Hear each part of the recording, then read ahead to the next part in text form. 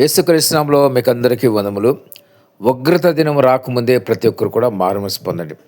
దేవుని వాక్యం ఏం సెలవిస్తుందంటే, అంతటా అందరూ మారుమనసు పొందమని దేవుని ఆజ్ఞను చూస్తాం. అంటే యేసుప్రభు గారు లోకంలోకి వచ్చినప్పుడు అందరూ మారుమనసు పొందాలి అని చెప్పినారు.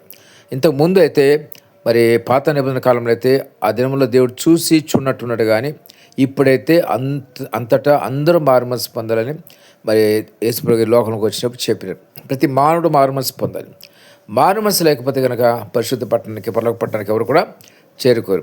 మరి యేసుప్రభు దగ్గర ఉండాలి, యుగయుగాలు అక్కడ పరలోక పట్టణంలో ఉండాలనుకుంటే కనుక ఖచ్చితంగా మారుమనసు పొందాలి, పరిశుద్ధంగా ఉండాలి, పవిత్రంగా ఉండాలి. మారుమనసు అంటే ప్రతి పాపం దేవుని దగ్గర ఒప్పుకుని విడిచిపెట్టినప్పుడు దేవుడు ఒక నూతనమైన హృదయాన్ని మీకు అనుగ్రహిస్తాడు. అంటే దేవుడు మీ హృదయంలో పాపం లేకుండా చేస్తాడు.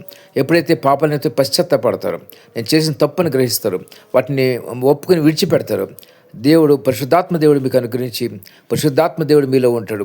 అప్పుడు పరిశుద్ధాత్మ దేవుడు మీలో ఉన్నప్పుడు ఏ పాపం కూడా మీరు చేయరు. ఆ విధంగా పాపం చేయకుండా ఉండాలంటే ప్రతి దినము కూడా ప్రార్థన చేయాలి. ఉదయం లేచి ప్రార్థన చేసి పునరుద్ధాన శక్తిని, పునరుద్ధాన బలాన్ని పొందుకోవాలి. అంటే దేవుని శక్తిని ప్రతిదినం పొందుకొని మరి ఆ దినమంతా కూడా మీరు ఎటువంటి పాపాలు తొందరలో శోధన రాకుండా మీరు కాపాడబడతారు. కాబట్టి ప్రతి ఒక్కరు జ్ఞాపం చేసుకోండి, ప్రతి దినం కూడా ప్రార్థన అవసరం మారుమనసు పొందిన వాడికి.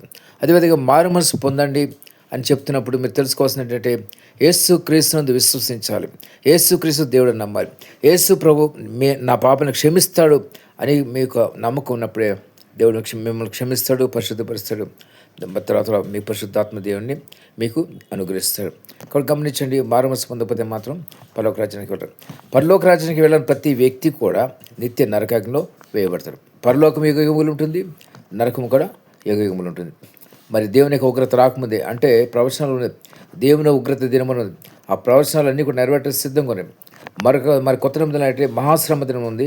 మరి పాత నిబంధనల గ్రంథంలో అయితే దేవుని ఉగ్రత దినం ఉంది. కాబట్టి ఆ ఉగ్రత దినం రాకముందే, అంటే ఆ మహాశ్రమ దినం రాకముందే ప్రతి ఒక్కరు కూడా మారుమనసు పొందాలి.